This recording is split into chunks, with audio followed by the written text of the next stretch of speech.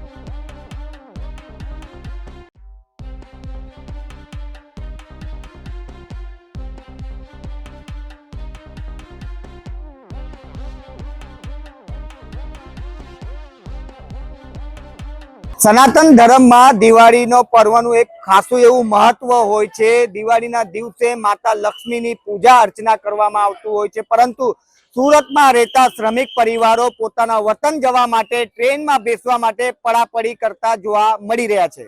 जी आपका नाम? मेरा नाम रंगीला कुमार यादव। कहाँ जा रहे हो और कितनी देर से लाइन पे खड़े थे? मैं बिहार जा रहा हूँ सर, और 4-5 घंटा से मैं लाइन में था। क्या लगता है अभी जगह मिल गई है आपको? जगह तो देख नहीं रहा है सर, देख रहा है जगह कहाँ मिल रहा है। गेट पे अभी से यहाँ से लेके हमको लगता है कि 36 घंटा लगेगा बिहार जाने में, और गेट पे ही जाना पड़ रहा है। प्रशासन से क्या कहना चाहोगे आप? प्रशासन सर, आपका प्रशासन अपना जो भी कर रहा है ठीक कर रहा है। अगर ऐसा अगर नहीं करता तो और आदमी पागल हो जाता, लेकिन इस सोसाइटी से भेज रहा है तो प्रशासन क्या करेगा आखिर। जी आपका नाम? जी अनूप कुमार सिंह नाम है मेरा। कहाँ जा रहे हो, कितने देर से खड़े? जी हम लोग पटना जा रहे हैं, 1 बजे रात से खड़े हैं हम लोग। आगे लाइन में लगे थे, सीट मिला है, आराम से बैठे हैं। 4-4 लोग 5-5 लोग करके बैठाया गया है सब। हाँ वही बैठे हैं हम सब लोग, और अभी सीट मिल चुका हुआ है, बैठे हैं। अभी तो फिलहाल कोई दिक्कत नहीं है, और हाँ पानी वानी के थोड़ा सुविधा होता तो अच्छा होता। कितने दूर का सफर है, पेंट्री कार है इसमें? जी नहीं है। क्या लगता है आपको सफर बराबर हो जाएगा? नहीं। जी आपका नाम? मेरा नाम रितेश कुमार यादव है, और मैं बिहार जा रहा हूँ, और मैं रात से मतलब 4-5 से आया हूँ, और अभी मिला है जगह, और बहुत अच्छे से बैठा हूँ, जा रहा हूँ। भीड़ आप देख ही रहे हैं। क्या कारण है रात से आपको आना पड़ा इधर? रात से आना पड़ा, पर्व है, पर्व के चलते जाना पड़ रहा है। कितना बाहर कैसा माहौल था? बाहर तो बहुत माहौल है, बहुत भीड़ था, कम से कम जनसंख्या बहुत था, मत पूछिए। अब बस अब ट्रेन में किस तरीके के हालात है ट्रेन में? हालात अब देखिए, भीड़ है, हालात, पेंट्री कार्ड है इसका ट्रेन में? कार्ड है सब। जी आपका नाम? मेरा नाम नीतू देवी है। मैं बिहार से हूँ और कल 12 बजे रात से हम लोग आए हैं, स्टेशन पे बैठे हुए हैं। अभी ट्रेन में बैठ गए। हम लोग जा रहे हैं छठ पूजा के महत्तम, हमारे बिहार का बहुत महान पर्व होता है, उसकी वजह से हम लोग गांव जा रहे हैं। क्या कारण है आपको रात से इधर स्टेशन पे आना पड़ा? क्योंकि हम लोग का जो गांव में होता है, जो बिहार में मतलब महत्तम होता है जो छठ पूजा, इसके वजह से हम लोग को रात से ही आकर बैठे हैं यहाँ पे। हम लोग को जाना ही है वहाँ पे। रात को कितने बजे आए थे और अभी कितने बजे ट्रेन में बैठे हुआ? हम रात को यहाँ पे आए थे 11 बजे। अभी ट्रेन में भी हम लोग जैसे कि ट्रेन में 10 बजे तक बैठ गए हैं। अभी 11 बजे खुल जाएगी, 11:30 बजे। चुन्नू कुमार राम, आ जा रहा है? क्यूल जा रहा हूँ। क्या कारण से जा रहे हैं? ऐसे घूम, थोड़ा दिवाली है तो जाना पड़ेगा, छठ है। कितनी देर से आए थे? यहाँ तो 11 बजे से लाइन में लगे थे। कितने बजे बैठे गाड़ी में? यहाँ बैठे 10 बजे बैठे हैं। जी आपका नाम? हमारा नाम संजय यादव है। मैं पटना का रहने वाला हूँ। रात में 1 बजे से कृपया लाइन लगा के हम लोग हैं। बहुत भीड़ गर्दिश बहुत ज्यादा है। ट्रेन में जगह हल्का मिल गया है।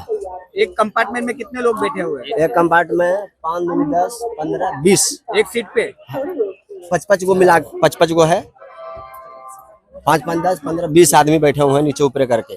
દિવાળીનો તહેવાર અને છઠ પૂજાને લઈ છે સુરતના પરપ્રાંતીય લોકો પોતાના વતને જતા હોય છે।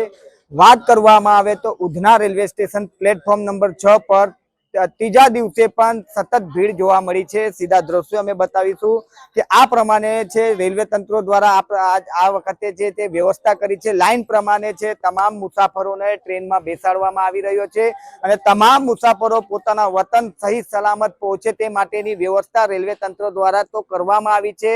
આરપીએફ જીઆરપીએફ પોલીસ પણ સતત છે તે ખડે પગે અહીં બંદોબસ્તમાં છે। ત્યારે વાત કરીએ તો સિટી પોલીસની વાત કરીએ તો ઉધના લિંબાયત પોલીસ પણ સતત અહીં અધિકારીઓ છે સતત અહીં પેટ્રોલિંગ કરી રહી છે અને સતત બંદોબસ્તમાં આવે છે।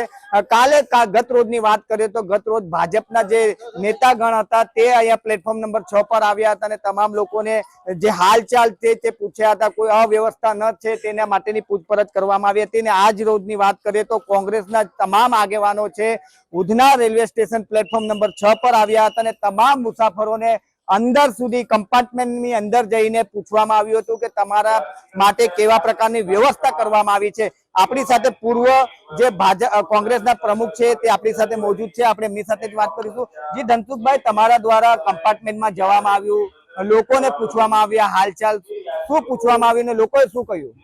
લોકોને અમે મળ્યા 72 માણસની સીટની જગ્યાએ લગભગ સમજો કે 200 થી 250 જેટલા માણસો બેઠા છે। એક સીટ પર એવરેજ 3 એક સીટને બરાબર 3 માણસો બેઠા છે। જે રીતે આ માણસો બેઠા છે એને જે રીતે એમને 48 કલાક અહીંયા ઘેરીને બેસાડી રાખેલા તેવી રીતે ઘેરાઈને આવી રીતે આ જ રીતે જશે। અને આ તંત્ર આજે શુભકામના લખે છે ને, પણ આ લોકોની માંગણી એ છે કે અમને શુભકામના નહીં જોઈએ, અમને ટ્રેન આપો। અમને ટ્રેન આપો તો અમને શુભકામના બરાબર છે, તમારી શુભકામનાથી અમારું કામ નથી થતું। આજે લોકોએ બોર્ડ માર્યા છે ને તેમને કહેવા માંગીએ છીએ કે શુભકામના નથી જોઈતી, અમારે ટ્રેન જોઈએ છે, ટ્રેન આપો। 72 માણસની જગ્યાએ 250 માણસ ભરો છો તો આ કેવી રીતે જશે? 48 કલાકનો રન છે અને આમાં કોઈ જાતનું પેન્ટ્રી કાર નહીં। જ્યાં ગાડી ઊભી રહેશે ને ત્યાં જમવાનું કે નાસ્તો કે કંઈ મળશે તો મળશે, નહીં તો કંઈ નહીં। તો આ જે અમાનવીય કૃત્ય જે કરી રહી છે આ સરકાર, અને આ આજની નથી, વર્ષોથી આવું કરી રહી છે અને વર્ષોથી આ જ રીતે આ લોકોની સાથે વ્યવહાર કરી રહી છે। જે કામદાર છે, મજદૂર છે, લોકોનું લોહી પાણી એક કરીને આ સુરત શહેર અને આખા દેશનું અર્થતંત્રમાં આમનું યોગદાન છે અને તેમની સાથે પણ આ વ્યવહાર થઈ રહ્યો છે। સરકાર આજે અમે પાણી અને નાસ્તાનું વિતરણ પણ કર્યું, પણ એ સરકારને આંખ ખોલવા માટે કર્યું કે આ તમારે 24 કલાક રોકો છો, 48 કલાક રોકો છો, તો એવી વ્યવસ્થા કરો। એ લોકોને જમવાનું આપો, પાણી આપો, રહેવાની વ્યવસ્થા કરાવો। તમે કંઈ કરતા નથી અને આવી રીતે બોર્ડ મારી દો છો શુભકામનાઓના। તો અમે એમ કહેવા માંગીએ છીએ કે તમે ટ્રેન આપો ને। એટલે આજની અમારી આ રીતની રજૂઆત છે અને આવનારા સમયમાં આ લોકોની પડખે અમે હંમેશા ઊભા રહીશું। અને હવે એક મહિના નહીં પણ હવે 2 મહિના પહેલા અમે આ બાબતનું ધ્યાન દોરીશું સરકારનું. જી કોંગ્રેસના આગેવાન છે ને મીડિયા પ્રવક્તા બી છે આપણી સાથે કલ્પેશભાઈ બારોટ. રેલવેનો અનુભવ છે. કલ્પેશભાઈ વાત જણાવવામાં આવે કે દર વખતે દિવાળીમાં આ જ પ્રમાણેની ભીડ હોય છે. દર વખતની આ જ સમસ્યા છે કે લોકો જે કામદારો છે દિવાળી સમયે અને છઠ પૂજા સમયે પોતાના વતન જતા હોય છે અને આ જ પ્રમાણે લાઈન પ્રમાણે બેસાડવામાં આવે છે. લોકોને ઢૂસીને અત્યારે આ ટ્રેનમાં બેસાડવામાં આવે છે. તમારા દ્વારા અંદર પણ લોકોને સમસ્યા પૂછવામાં આવી, લોકોને સાથે વાત વિવાદ આપણે કર્યો છે, તો શું તમને લોકોએ જણાવ્યું? લોકો ખૂબ જ પરેશાન છે. સરકાર સંપૂર્ણ માનવતાહીન સરકાર છે.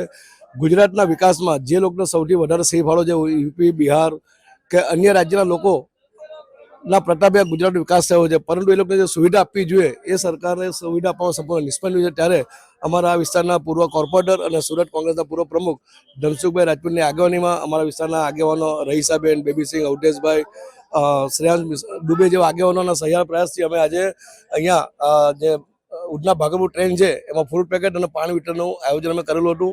આ કામ સરકારનું છે, છતાં પણ એક માનવતાની દ્રષ્ટિએ અમને એમ લાગ્યું કે આ લોકોને મદદ કરવી જોઈએ, એટલે અમે આજે કાર્યક્રમ રાખ્યો છે. અને કહેવા માંગીશ કે ઉધનામાં ઠેર ઠેર બોર્ડ મારવામાં આવ્યા છે CR પાટીલના કે દિવાળીની શુભકામના. ભાઈ તમે શુભકામના જો આ લોકોને ત્રાસ આપો છે ખબર પડતી નથી. અને સંપૂર્ણ પ્રશાસન જે પ્રજાની સુરક્ષા કરવી જેના બદલા મંત્રીઓના ભાજપના નેતાઓની સુવિધા કરવામાં વ્યસ્ત છે. અને બીજું ખાસ કરીને કે સુરતમાં 3 સાંસદ છે, માત્ર CR પાટીલનો એક દબદબો જળવાઈ રહે એટલા માટે આ બધી સુવિધા ન કહી શકાય પણ અસુવિધા કહી શકાય. પ્રજાને જે તકલીફ પડી રહી છે, 48 કલાકથી લાઇનમાં બેઠા છે, ત્યારબાદ ટ્રેનમાં બેઠા, ટ્રેનમાં બી એ લોકોને પોતાના વતન જતા બીજા 48 કલાકનો સમય લાગશે. એટલે 7-7 દિવસ સુધી આ લોકોને એક પેલા પાંજરામાં પૂરી રાખવામાં આવતા એટલે પૂરવામાં આવ્યા છે. અને સંપૂર્ણ સરકારની નિષ્ફળતાના કારણે રેલવેના મુસાફરો ખૂબ જ હેરાન પરેશાન થઈ રહ્યા છે. એટલે અમે આજે એ લોકોની તકલીફ જાણવાનો પ્રયાસ કર્યો હતો અને પેસેન્જરોએ ખૂબ જ આક્રોશ વ્યક્ત કર્યો હતો કે સરકાર જે પ્રમાણે સુવિધા અમારી કરવી જોઈએ એ કરવામાં સરકાર સદન નિષ્ફળ નીવડે છે. જી તમારા કોંગ્રેસના કાર્યકર્તા દ્વારા તમામ કમ્પાર્ટમેન્ટની મુલાકાત ગયા અને લોકોની સાથે વાતચીત કરી, શું લોકોએ જણાવ્યું તમને? લોકોની જે વેદના હતી, જે લોકો વાત કરી છે, એટલે અમારા પૂર્વ પ્રમુખ ધનસુખભાઈ રાજપૂતની આગેવાનીમાં અમે લોકોની જે તકલીફની રજૂઆત સાંભળી છે, આ તમામ તકલીફો અમે અમારા લોકસભા વિપક્ષના નેતા રાહુલ ગાંધીને મોકલશું અને આગામી આ મુદ્દો સંસદમાં ઉપાડી અને ગરીબ અને શ્રમિકોને જે ન્યાય મળવો જોઈએ એ માટેના પ્રયત્ન રાહુલજી સંસદમાં કરશે. જી આપણે મહિલા પ્રમુખ સાથે પણ વાત કરીશું. જી મહિલા પ્રમુખ આપણી સાથે છે. તમારા દ્વારા જે અંદર કમ્પાર્ટમેન્ટમાં ગયા મહિલાઓ સાથે તમારી વાતચીત થઈ, શું જણાવ્યું એ લોકો? અંદર અમે લોકો ગયા તો મહિલાઓની પીડા જોઈને અમે પોતે એટલા ભયભીત થઈ ગયા અને એટલા ડરી ગયા કે કેવી રીતના આ લોકો જોડે થઈ રહેલું છે. એક મહિલાઓનો તમે ધ્યાન રાખો કે મહિલાઓ કેવી રીતના અંદર બચ્ચાઓને લઈને બેસે છે અને કઈ રીતના લોકોને હાલાકીનો ભોગ બની રહેલા છે. તો આ સરકાર શુભકામનાઓ આટલા મોટા બેનરો લગાવી રહેલી છે. તો માત્ર શુભકામનાના બેનર લગાવવાથી કંઈ થવાનું નથી. મહિલાઓને, બચ્ચાઓને અને આ જે ઉત્તર ભારતીય લોકો છે એ લોકોને જરાક તમને રાહતનો એક પેકેજ બહાર પાડવું જ જોઈએ. કારણ કે કોંગ્રેસે અગાઉ ઘણા વખત આ ફરિયાદો કરી છે કે ટ્રેન વધારો, પણ એ લોકોના કાન ભેરા થઈ ગયેલા છે ને આંખ બંધ થઈ ગયેલી છે. આ લોકો ક્યારે ગરીબો સાથે ન્યાય કરશે એ જોવા જેવું છે. જી વાત કરવામાં આવે તો કાલે ભારતીય જનતા પાર્ટીઓના નેતાઓ અહીંયા પ્લેટફોર્મ નંબર 6 પર આવ્યા હતા અને આજે તમામ કોંગ્રેસના જે કાર્યકર્તાઓ છે તે મુકેશ ગુરવ, દિવ્યાંગ ન્યૂઝ, સુરત.